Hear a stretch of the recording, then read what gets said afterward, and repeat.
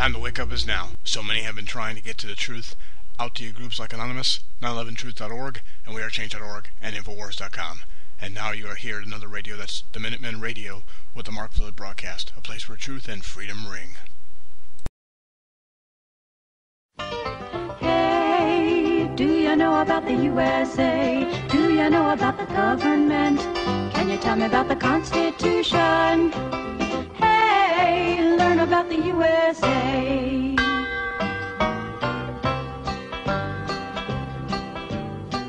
In 1787, I'm told our founding fathers did agree to write a list of principles for keeping people free. The USA was just starting out, a whole brand new country, and so our people spelled it out, the things that we should be. And they put those principles down on paper and called it the Constitution. And it's been helping us run our country ever since then. The first part of the Constitution is called the Preamble and tells what those founding fathers set out to do. We the people, in order to form a more perfect union, establish justice, ensure domestic tranquility, provide for the common defense, promote the general welfare, and secure the blessings of liberty to ourselves and our posterity, do ordain and establish this Constitution for the United States of America. In 1787, I'm told our founding fathers all sat down and wrote a list of principles that's known the world around. The USA was just starting out, a whole brand new country, and so our people spelled it out. They wanted a land of liberty, and the preamble goes like this. We the people, in order to form a more perfect union, establish justice, ensure domestic tranquility, provide for the common defense, promote the general welfare, and secure the blessings of liberty to ourselves and our posterity, do ordain and establish this Constitution for the United States of America, for the United States of America.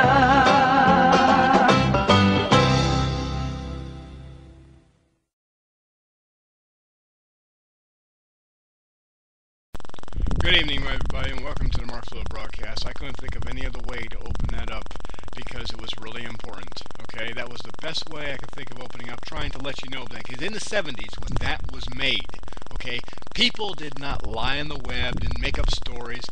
They cared about people. They thought exactly the way it's supposed to be.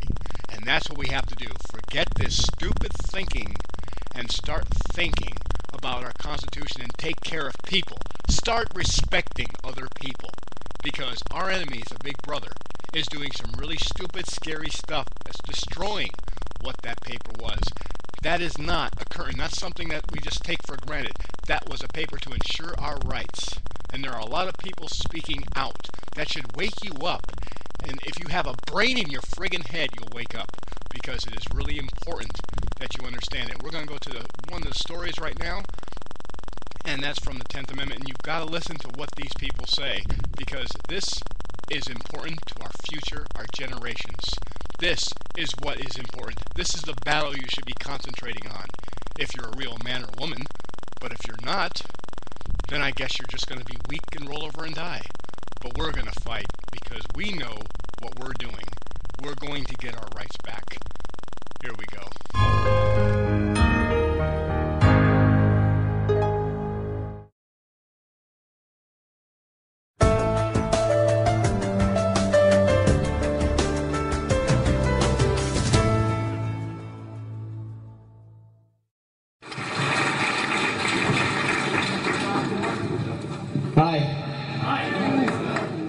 Thanks very much for coming out. Thanks for having me. I appreciate everybody being here.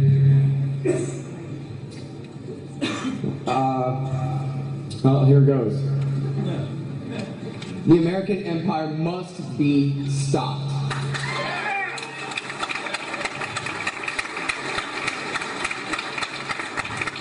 We must stop it before it's too late.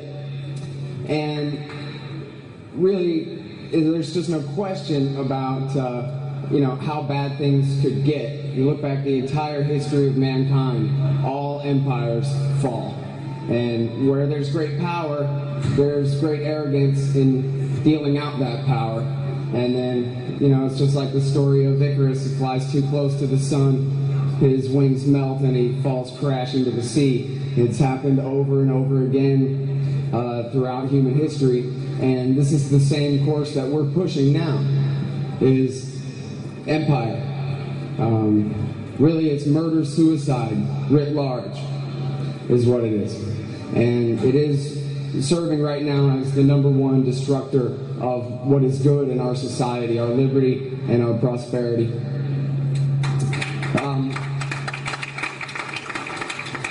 War in America is almost always framed in terms of fighting for freedom. And now how could anyone oppose fighting for freedom?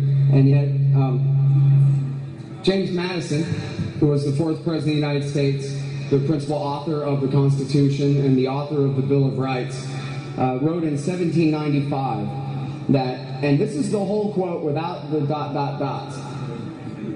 of all the enemies to public liberty, war is perhaps the most to be dreaded because it comprises and develops the germ of every other. War is the parent of armies. From these proceed debts and taxes. And armies and debts and taxes are the known instruments for bringing the many under the domination of the few. In war, too, the discretionary power of the executive is extended. Its influence in dealing out offices, honors, and emoluments is multiplied. And all the means of seducing the minds are added to those of subduing the force of the people. The same malignant aspect in republicanism may be traced in the inequality of fortunes and the opportunities of fraud growing out of a state of war, and in the degeneracy of manners and morals engendered by both. No nation could preserve its freedom in the midst of continual warfare. Now, I read that, and it sounds like our current-day politicians have just taken him up on the challenge to see if they can do it, prove every one of these words right if they can, and they seem to be doing a really good job at it. I think you'll note, perhaps in that statement, that James Madison was assuming victory, right? Nowhere in here does he say, we're threatened if we get into a war and we're defeated and taken over by some foreign power. He's assuming in this case that we're winning, or we would win, but it's even in victory that we end up growing the central state and its power and dominion over our society. And now I guess it could be possible to have a war for freedom. Like, did anybody see the movie Battle LA? Where the aliens come from space for no good reason whatsoever, just to kill us all and take our stuff? Or like, if it was 21-25 and say, I don't know, the EU, South American, Libyan axis of evil got their armada to come and invade South Carolina and drop millions of paratroopers on our cities like in Red Dawn, something like that, I can see that. But this isn't that. This is the era of the phony wars. This is the era of the American empire. And because we have no enemies left in the world, there are no powers on earth that challenge us. In South America, the biggest power is Brazil. They're our friend. They sell us beef. In Africa, there's no power whatsoever. Europe, every single one of them are our friends. We get along now with the Russians, with the Chinese, with the Indians. America has no enemies, except for a small band of stateless killers.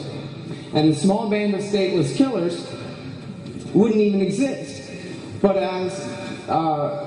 for the American occupation of the Middle East and our world empire.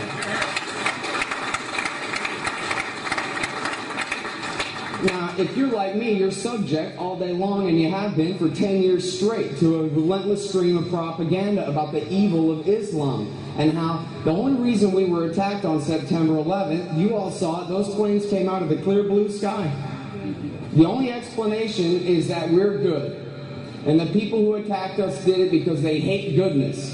And the explanation for their hatred of goodness is their Islamic extremism. And you see, there's apparently the sliding scale, and once your Islam gets a certain amount of extreme, then you decide you hate good things, and you try to kill those things. And this argument has won. And the argument that I'm about to make to you today is still the Minority Report. You can hear it from Dr. Ron Paul and a couple of other places, on the national stage. But very rarely do you hear anyone say that America picked this fight. America occupied Saudi Arabia beginning in August of 1990, and they never left. And when bin Laden declared war on the United States in 1996, he said, the reason we're doing this is because you're occupying the holy land of Mecca and Medina. He didn't say you have oil businessmen from Texas going there and shaking hands, and that's why we're fighting you. He said you have combat forces, Army and Air Force occupying our holy land. And why were they there? They were there to blockade and ritually bomb Iraq for 12 years straight. The Gulf War, the first Gulf War, never really ended to this day. We've been bombing Iraq for 20 years at this point. And it was the occupation of Saudi Arabia in order to blockade and bomb Iraq in the 1990s that engendered al-Qaeda terrorism against the United States. And the strategy is clear. They were trying to bait us.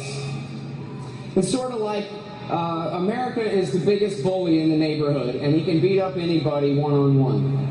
And their strategy is the asymmetric strategy. They come and punch us in the mouth hard enough to trick us into chasing them into their part of the neighborhood where all their friends are waiting with baseball bats. And then, we get what's coming to us, in a sense.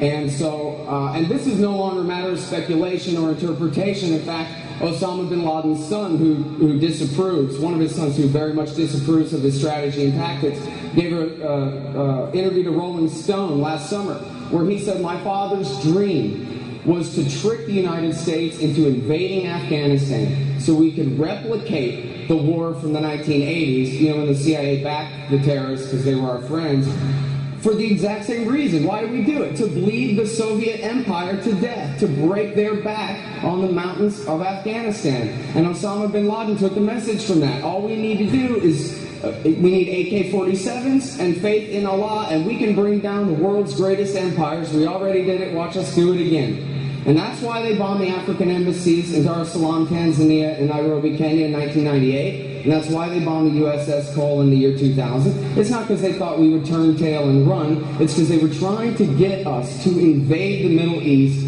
with hundreds of thousands of troops and waste all our money, bankrupt our country, so that then the empire broken would finally be forced out altogether. And they said so. A lot of people, there's a lot of conspiracy theories about how Osama bin Laden really works for the CIA and that kind of thing. And I say you could turn the whole thing around and say that really, if you want a conspiracy theory that makes sense, how about Dick Cheney and the neoconservative movement work for Osama bin Laden and are all on the payroll of the Saudis? Because what they did was they fell for it. They fell for it. Now, Dick Cheney and the neoconservatives had written Rebuilding America's Defenses and all of their plans for how to create what they call permanent global hegemony. That's a nice American euphemism for world empire for you there. And when September 11th happened, they took the opportunity to expand and to, they thought, make their empire permanent. But really all they did was sow the seeds of their own destruction. And we can see Osama bin Laden's goals being fulfilled. In fact, the great military writer and humorist Jeff Huber just wrote a piece last week called Osama bin Laden, Dead and Loving It. And it was about how no one in the history of the world has ever been as successful as this guy, militarily. All he was trying to do was bait us into messing our own selves up.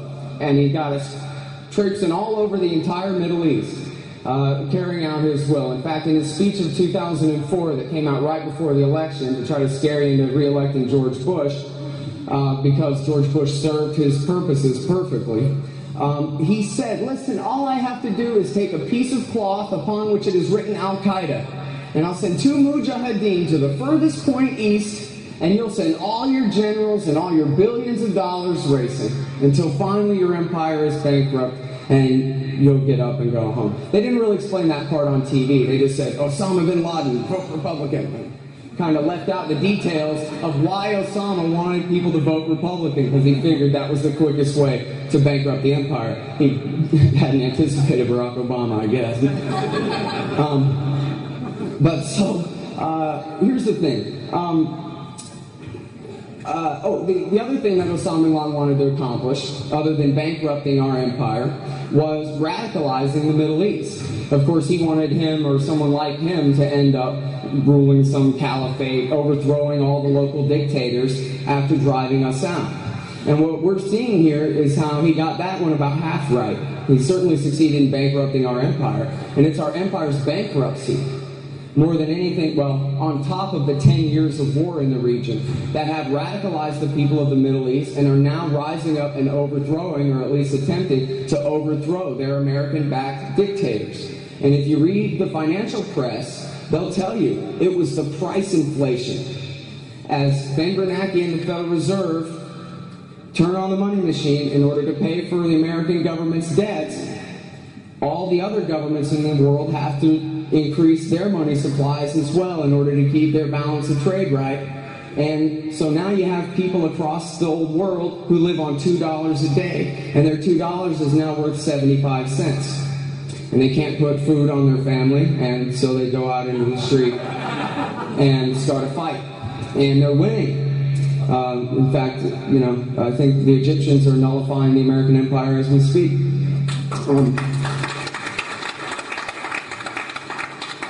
But now the people of the Middle East rising up from Morocco to Pakistan, they're not pushing for an Osama bin Laden style, let's get back to true Wahhabism, reactionary sort of ideology whatsoever. What are they pushing for? You see it even on TV, they can't deny it. They're pushing for an end to dictatorship. They're pushing for a modicum of a rule of law, maybe some fair trials instead of having their confession tortured out of them anytime they happen to get arrested, and they want basic economic freedom. This is not Osama bin Laden's revolution, but it is certainly one that is forcing the empire out. So far he's got us 1.5 to 0. And then the third major goal that Osama bin Laden stated all along was, and this phrase comes from right after September 11th, he said, the American people will be smothered and will live a choking life. And he goes on to talk about the police state that we will create for ourselves in the name of protecting ourselves from him. And how eventually, just like with the overreaction they were trying to get with the invasions of Afghanistan, Iraq, etc., they're trying to get a reaction from our state too. Probably, a third of the people here tonight are here because a TSA agent or some anti-terrorist cop with a machine gun at a subway somewhere or something, went over the line too far. This national security state, the clampdown reaction to September 11th makes us hate our own state, and then hopefully, and it just happens to be the right thing anyway, we will use that pressure to force an end to the empire that we shouldn't be doing in the first place. And so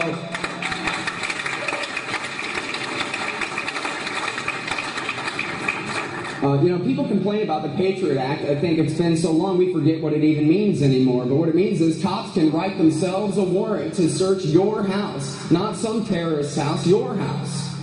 It means that the Fourth Amendment is gone.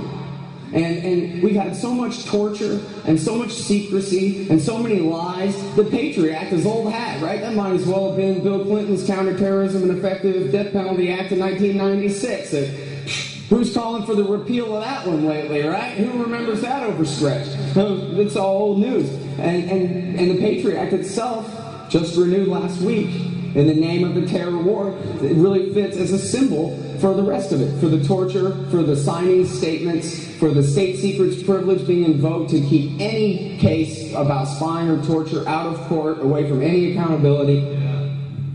And as we saw with the reauthorization of the very worst parts of the Patriot Act for another 4 years, just, yesterday, or the day before yesterday, it is almost impossible to roll back, really any of this ever, but especially it's hard to do it in wartime. I don't think any of us could conceive of a Congress that would go ahead and let the Patriot Act lapse as long as we're at war. In fact, when Rand Paul said, let's just wait 3 days and have a little debate on the Senate floor, Harry Reid said, you're trying to get us attacked by Al-Qaeda terrorists. That's the Democratic majority leader of the Senate, paraphrasing Karl Rove for you, right? Anyone who opposes our power is trying to get us killed by the terrorists. And as long as we're at war, that's not going to change. So this is the civil rights movement of our era, is ending the war. You know, they kill 1 million Iraqis. They've killed tens of thousands of Pakistanis. They turned Somalia and Yemen completely upside down and killed tens of thousands more. Certainly in Somalia, tens of thousands more have been killed in that unknown war. And we're all suffering like a bunch of Fallujahs ourselves. In fact, on the way here, my girlfriend had to get her palms scanned for explosives residue at the airport. And you know, it could have been worse. That's not going to change until we end the empire. But here's how we get in the empire. We just nullify it. We just refuse to go along with it. And I actually called Thomas E. Woods earlier in order to clarify. Yes, offensive war is perfectly, that is aggressive criminal war, is perfectly constitutional as long as you have a declaration of war. I say, who cares about a declaration of war? They declare war on the Russians and get us into a thermonuclear exchange that kills all human life. Are we going to debate about whether it was declared or not? You know, who started it? If they murder 1 million Iraqi civilians in an aggressive war of occupation, does it matter if they declared war or not? Well, I'll tell you what. In 1812 through 14, the fact that the Congress constitutionally declared war against England didn't matter at all to the northern states. You know, we know the War of 1812 is just another one of those wars we thought it must have been necessary, but at the time, half the country was against it. Half the country called it Mr. Madison's War. You know, the guy that warned us about the total state that we'll get if we let him wage wars all the time, which was, 20 years before he started this one. Not quite. And the Yankees said, nah, you're just trying to aggressively invade and steal Canada and conquer Canada, and we're not going to go along. They refused to call up their troops. They refused to participate in the war effort whatsoever, constitutional or not. Who wants to invade Canada? That's evil, man. You don't do that. That's what the Nazis did, invaded people. We're not like them. And, you know, and we weren't supposed to be anyway. And so it shouldn't matter whether any particular war is constitutional, only whether it's moral or not. And then if we can find a way as people to take responsibility and nullify that war, then we need to do everything we can to do so. And so if that means local counter-recruitment efforts at your high school and in your shopping malls, where the kid comes out of the recruiter's office and you're waiting there with a fistful of truth about what it's really like to be in the service, or whether you're in the high schools arguing with the soldiers who come and lie to these kids. I mean, how many times did you hear people say, yeah, when I was recruited, they told me that now that Obama's president, all the wars are going to end, so I can go ahead and sign up and it'll be safe and it'll pay for my college. And so all that's over now. And also, you know, there's very few examples of this. The most important example is Representative Aaron Libby in the state of Maine, who's in their state House of Representatives, and he's got a bill, I think 1309, to make it a crime, or to make it, I guess, official policy of the state of Maine that the national government, they will not cooperate with any national government call on their National Guard forces without a congressional declaration of war, or unless an immediate invasion needs repelling, which is ridiculous. So that's a good start. I mean, I don't think we can rely on our state governments, but I'll tell you this, you guys have a lot better chance of making yourself a state representative or making one of your friends a state representative than you do having a chance at getting to the U.S. Congress, right, Dennis? And so, well, he was running against a warmonger in San Francisco, and they love war in San Francisco, as long as it's being waged by the first female Speaker of the House and her president. Anyway, but so, this is where change actually can be made. You can actually never even mind running for office. You can get to know your state representatives, and you can have an influence on how they think and how they vote. It doesn't take too many people to say, we're the residents of East LA for peace or whatever, and we're here to educate you on how you ought to be voting on these issues. And Lord knows there are plenty of military issues in California. And look, it's either this or absolute bankruptcy. Okay? If the war party has their way, they will consume every bit of the so-called social entitlement programs. They will consume every last one of our lives, every last bit of our property if they have to in order to maintain this world empire. They've got 1,000 military bases around the world, and they don't want to give up a single one of them. They have to be made to. And I don't necessarily know the different steps that can be taken as far as making that impact on the local level. But well, there's always that, but then they can always print the money. I mean, I really think what it comes down to is a common understanding in the society. Like nowadays, I think pretty much everyone admits, even the people who were for the Iraq War back then pretty much admit, oops, right, we shouldn't have done that. Bin Laden was hiding out in a house in Pakistan. What the hell are we doing over there in Iraq? We kind of, the zeitgeist has changed or whatever. Right now, we all know better than that dumb Iraq thing we shouldn't have done. Well, maybe now we can move that idea a little bit further forward. Maybe we don't need a world empire at all. Ron Paul told the Washington Post back in 2007, we can defend this country with a couple of good submarines. And when you think about it, he really is right about that, right? We have two weak and friendly neighbors to the north and south. We have two giant oceans to protect us. The only country that could really defeat us in a war would be the Russians with their hydrogen bombs. And then none of the stuff is any good for stealing because it's all irradiated. So, I mean, we really have a pretty safe country. We really could be protected with a couple of good submarines. We, I think, can really start from the bottom up by changing our understanding of how necessary all this militarism is, and then get to figuring out some solutions to, especially following the example of the state rep in Maine, work from the bottom up to obstruct the empire. Yeah.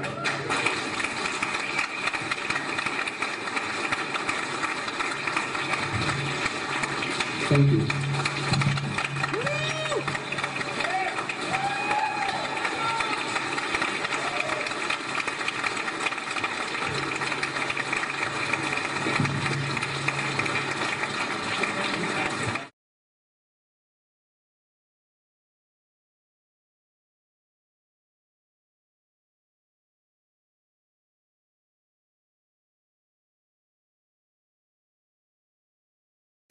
Now you can get good quality made gifts from true veterans. No more will you have to keep shelling out your money to the fat corporate mongers that all they do is can keep you down. The globalists want you to spend all your hard-earned money, but why would you when you can go to the top Patriot stores around, and one of them are effyshopworld.webs.com, a complete line of military local gifts designed by 100% American. Stop catering to the globalists and stop catering to a crisis. Make a difference today. Go to effyshopworld.webs.com.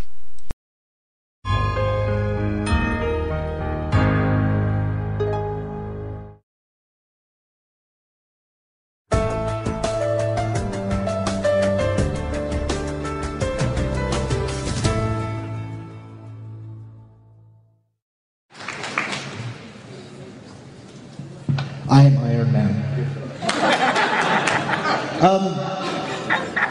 Man, it's so great to be here. I've always been a big fan of the 10th Amendment, and it's great that the 10th Amendment Center exists, and it's great that this event exists. I think that it's quite a shame how many left liberals find the very idea of nullification so icky, when in fact they've been some of the most successful at it. We have all these sanctuary cities, where city governments refuse to go along with federal immigration laws. That's nullification. We have, of course, the medical marijuana situation in California, where despite the Supreme Court saying you can't do that, the state of California says, yes, we can. That's nullification, too. And of course, the librarians who destroyed all those records rather than turn them over because of unconstitutional national security letters, that was also nullification. So it's funny how successful civil liberties and civil rights have been protected when the federal government's ignored. I think that some of this has to do with this idea that the central government actually protects our rights. in particular better than the state governments. Now, of course, I'm not a big fan of state governments, but they are smaller than the federal government, and they're much less murderous, as Scott pointed out. But the state governments sometimes do go a bit far, and I think one very important civil liberty to kind of think of this whole topic is one that I don't hear many people talk about on the question of decentralism or centralism, and that's habeas corpus. We've just seen both the Bush administration and the Obama administration do everything they can to counter the principles of habeas corpus, these principles that are as important as any principles of law and liberty devised in Western history. The principle that you can't just lock someone up and not even explain why. I mean, that's basically what it comes down to. It's a very profound part of our legal structure. And we've seen it attacked by the executive branch of the federal government. Of course, we've also seen it somewhat, at least seemingly protected by the federal courts, where the federal court says, well, you can't quite go that far, but you can go this far.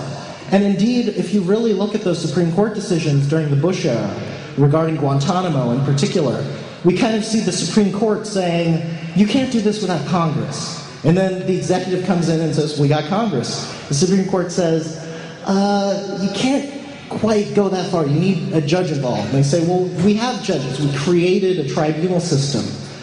And one thing that gets lost in all this is no one actually thinks about how habeas corpus was before, say, the mid-19th century. Everyone just assumes that, of course, habeas corpus, like everything else that federal courts do, is a function of the enumerated powers of the federal government. Right? I mean, we don't want the federal government, and including the federal courts, to have too much power. We want them to be limited. That was, in fact, the whole idea of the enumerated powers doctrine, right, in the 10th Amendment. But on the other hand, we kind of like the idea of a judge being able to say, hey, wait, are you detaining that guy properly? Now, the interesting, this seems kind of a paradox, and actually, if you look at English history, in England, habeas corpus didn't come about because of a bunch of libertarians in 1215. That's actually quite a distortion. It came about because of a bunch of opportunistic judges wanted more power for themselves. And in fact, many of the first cases of them exercising this power had little to do with the person being detained. They just wanted the money. They just wanted the case to go through their court. They're like, wait, you can't do that. We do that. And if you look at the way habeas corpus got bigger and bigger in England, it wasn't quite as admirable as many people kind of make it out to be or assume it was.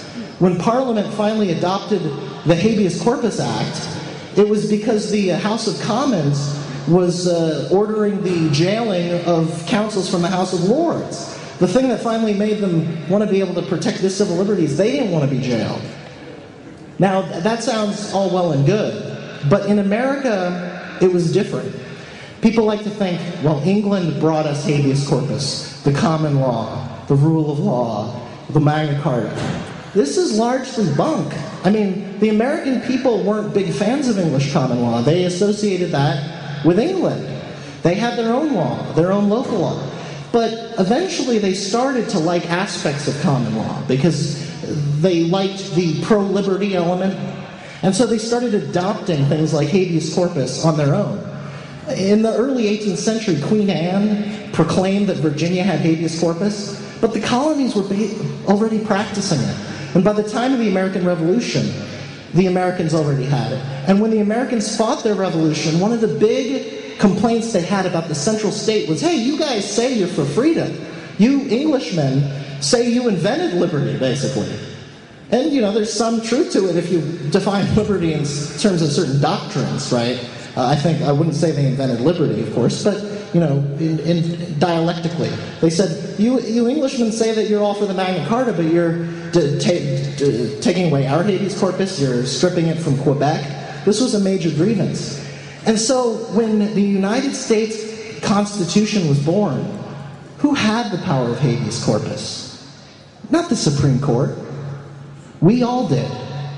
Every courtroom in America had it on their own as part of American common law. And indeed, the Constitution says that, they can't suspend habeas corpus except in rebellion and public safety and all that.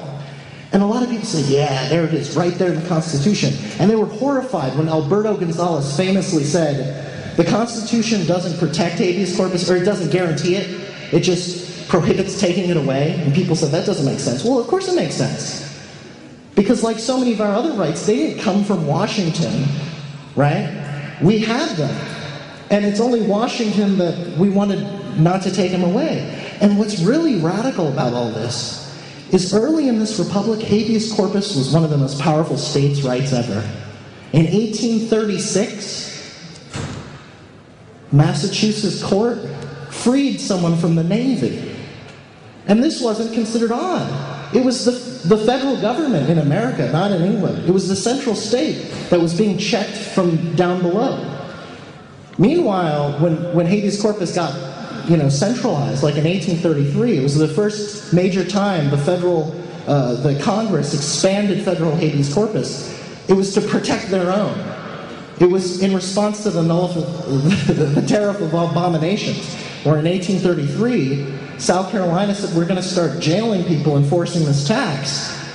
And the federal government said, no, we're going to issue writs of habeas corpus to take them out of your jails. So it took on the centralist character. And of course, during the Civil War, during the slavery issue, where all these states had personal liberty laws and used habeas corpus to free people, and we had Joshua Glover freed in Wisconsin on habeas corpus, and the guy who stood up for him, Sherman Booth, the abolitionist, he was jailed for basically being an abolitionist and encouraging this. And they issued a writ, the Wisconsin court, and the Supreme Court overturned it and said, no, the states don't have this power. 1859. That's the real death of American liberty. And then the Civil War, of course, Lincoln suspended it a dozen times almost with Congress. And after that, the federal government took this liberty from us and was supposedly our guardian. But during Reconstruction, when they passed the Habeas Corpus Act in the 1860s, it was supposed to protect people from state governments. And it did to some extent. But the first time they changed it, they went back on it. Habeas corpus was used to question the detention of someone who was jailed, named McCardle. And what was his crime? Criticizing Reconstruction.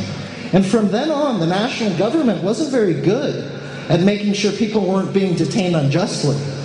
We had world wars with Japanese internment.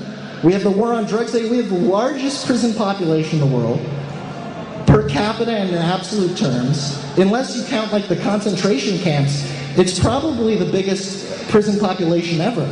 This is all spawned by federal policy. It certainly hasn't been reversed by federal policy. And this is what happened when the national government took over this powerful remedy. And it was a powerful remedy. So what's this all mean? What this all means is the conservatives who say, the Guantanamo decisions were bad because the Supreme Court shouldn't be meddling, they have a very narrow point. But what they don't realize is under the original Constitution, it's not up to just the Supreme Court and the federal courts what the military does at Guantanamo. It's up to the state courts. Under the original Constitution, under the way things were, and I think under the way that they actually are, if you read the law and you understand this history, the federal government's detentions are the ones that should be checked the most, and they should be checked by local powers.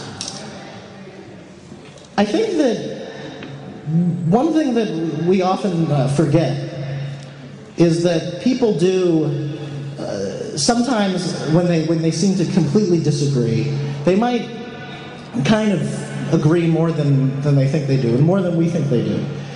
But I think it's important to instill a little bit of this cognitive dissonance here. The federal police state is not our savior, and the federal courts do a terrible job at protecting our rights. Look, even, let's say for the sake of argument that the federal courts do some good once in a while against state authority, just, broken clock. Well, look at all these erosions of Miranda over the last few years, all these erosions of the Fourth Amendment.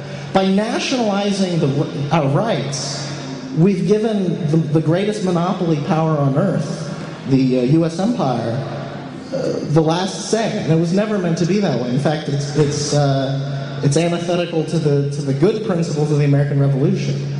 And so I think that it really is an important time for these ideas to be catching on, and we have to find kind of new and interesting ways to spread them. And of course, many of us are, and this is one reason there's so many people here. But I think that if we just frame the discussion a little bit and look at all of these forgotten legacies of decentralism, we can really push the humanitarian vision that political decentralism and smashing the central state really represent. Thank you very much.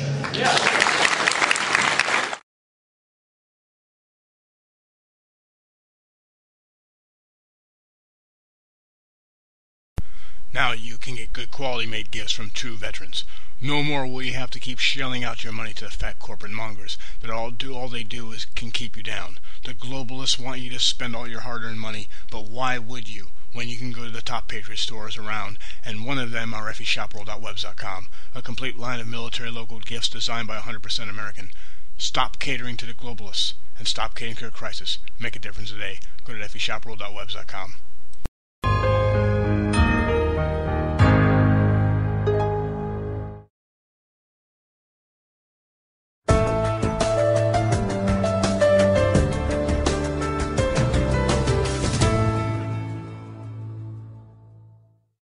So, yeah, as Shalene told you, I am the Deputy Director of 10th Amendment Center, a position I've held for 2 years now. And why are we doing this? Why are we going around the country? Why are we talking to people all over the place? Well, the reason is, as Jason was telling you, the principles that this republic was founded on have been turned upside down, have been turned on their head. The gentleman who fought and died in the revolution did not do so just to replace one dictatorship with another dictatorship. And what we find today is that we're in a position where that reality is rapidly approaching, and as many in this room probably think, is already here today. The most recent example of what I'm talking about happened in Texas last week. Has anybody been paying attention to the news in their Lone Star State? Okay, so what the Texans did, and Representative David Simpson, who's actually spoken at 2 of our events now, he put together a bill. It was, really radical bill. What it said is, we would like you to stop groping our women, children, our elderly, without probable cause. Right? Anybody in this room tired of seeing these videos? That are on YouTube of people being needlessly molested just for trying to get on an airplane. So that was one bill they did, and then the other one they did, if we have any members of the health freedom community here, I'm sure you're aware of all the details of what's wrong with these backscatter x-ray machines, which is their other tactic that they have in the airports right now too.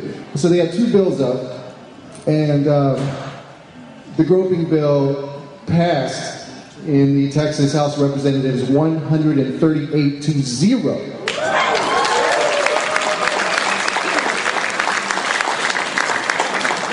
So this is progress, and this is, I feel a personal sense of responsibility in this situation, because 2 years ago, nobody was talking like this, and this is what we've been working for so hard.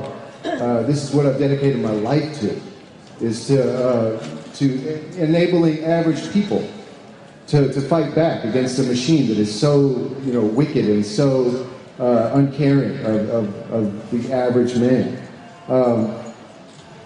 What happened was the Texas House passed a law, and then it was up to the Texas Senate. And that's when the feds stepped in. A U.S. attorney sent a letter around to all the Texas senators basically saying that if this law were to go through, that they would have to shut down all air travel in the state of Texas, because that was the only way that they could ensure the safety of the people in Texas. And one of the tricks that they use that's up their sleeve, and I've got the letter right here actually. This is a common tactic if you look at what they do. Come on, iPhone. Is anybody here aware of something called the Supremacy Clause in the Constitution? Yes. Okay. What the Supremacy Clause says is that any conflict between a federal law and a state law goes to the feds. And they like to put this on TV a lot, but they don't put the end of the statement on TV a lot, which is that it must be in pursuant to the Constitution. And I'm sure a lot of you have your Constitution. You might want to flip through it and look if there's anything in there that talks about groping women and children without probable cause. It's not there. Therefore, the entire TSA operation is a perfect example of something that's ripe for nullification, because as it stands right now, it is null, void, and of no force, and we in our various states have no reason to stand for it, as the Texans decided that they were going to not stand for it. So this letter goes around, and this John E. Murphy, United States Attorney, says, under the Supremacy Clause of the United States Constitution, Texas has no authority to regulate federal agents and employees in the performance of their federal duties or to pass a statute that conflicts with federal law. Okay, so how does that jive with what I just told you about the actual Supremacy Clause? Right. So then what you have is the Texas Senate basically caving in on the last day of the session. Those people have to wait a year and a half for another chance, unless Governor Perry, who's all concerned about his presidential bid, decides to call it a special session. But the bottom line is this is nothing short of a victory. We have to understand the reality of today, and that we're actually winning. We're gaining ground, and the federal government is losing ground. And this letter right here is evidence of that. Because they're running scared. They're trying bully tactics. This is something that I remember from 5th grade on the playground. You try that, I'm going to hit you in the face. I'm going to shut down all your airplanes. Well, there's more than just Texas who are standing up right now in defense of the Constitution, in defense of their rights, in defense of just a peaceful quality of life, just a basic leave me alone. I just want to do my own thing. Don't want to be reaching up my skirt. Other states that have introduced TSA bills, New Jersey has introduced a bill to ban body scanners. New Hampshire has banned touching or viewing. I assume that means viewing naked x-ray pictures. And then Pennsylvania and Hawaii. So it's not just Texas. And I'll tell you what, they're going to have a real problem on their hands if they're going to try to threaten 25 states to shut down all air travel, aren't they?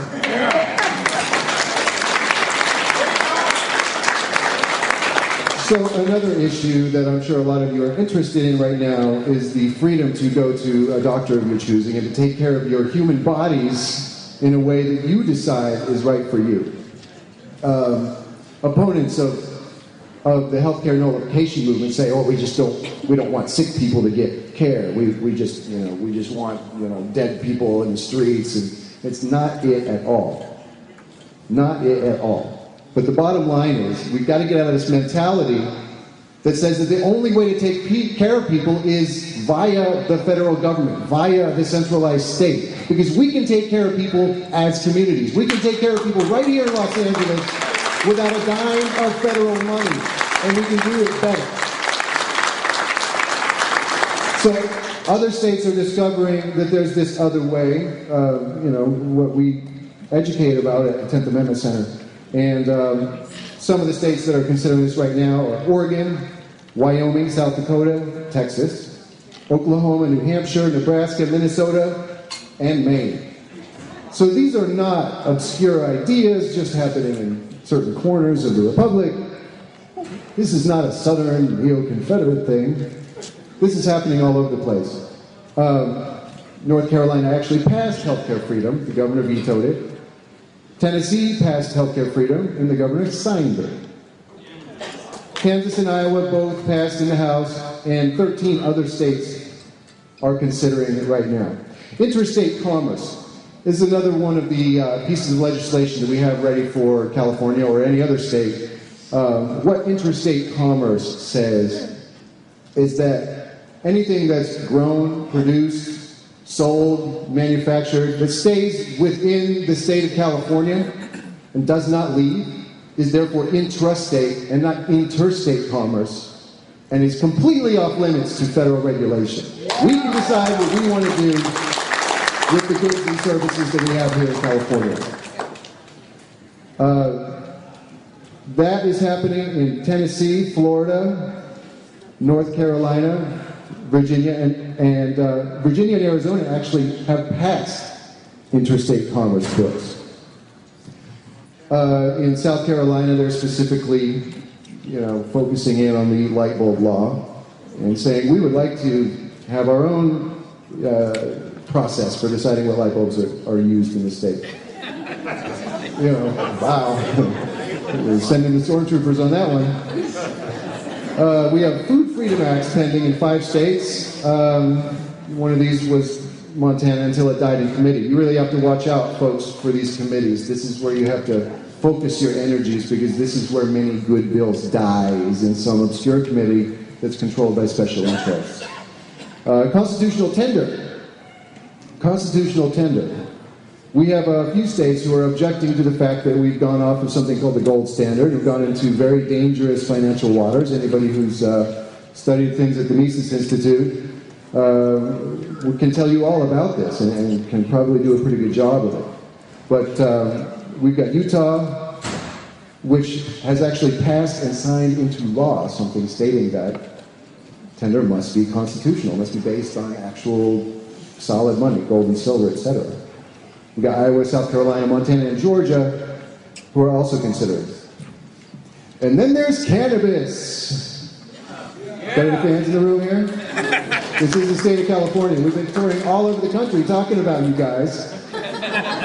Talking about how the medical marijuana movement is really the ringleaders of this whole thing. And not because we want everybody smoking joints, but rather because the example of the medical marijuana movement in California is a perfect example of nullification. Was there ever a federal decision that said, okay, you guys in California can smoke your weed now?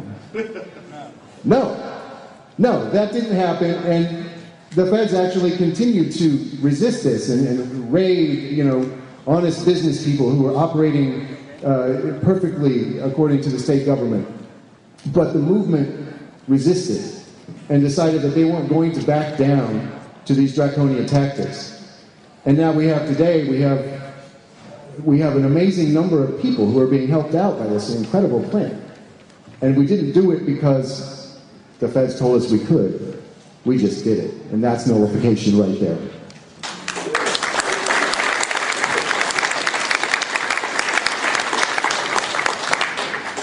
How am I doing on time? Okay, so then there's another batch of bills that are out there, just more basic 10th Amendment resolutions, and you hear some of the purists getting upset about these bills because they say they have no teeth.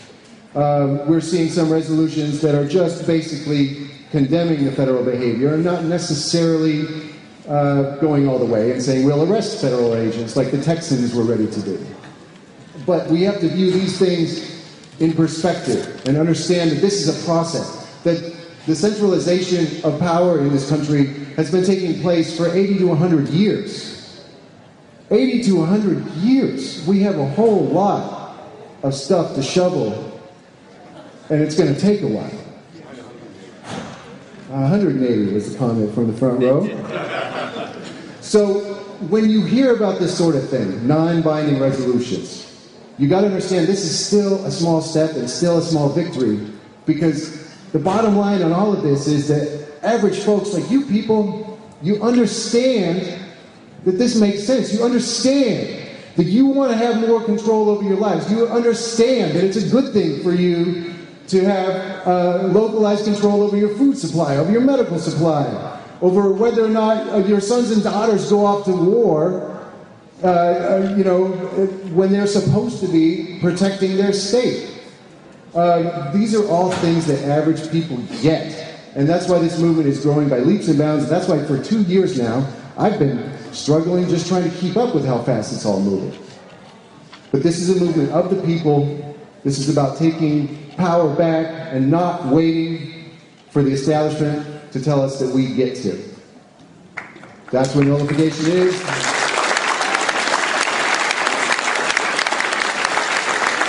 And that's why you're all here today. So open your minds. You're going to hear a lot of new information. You're going to hear a lot of things that don't necessarily jive with your TV pundits that you may have watched in the past, because this is a whole new ball game. So I hope that you soak it all in, and I hope that you talk to each other, and after today, move forward and actually do something with these ideas, because if it all just stays in this room, then it's not very effective, is it? Thank you very much.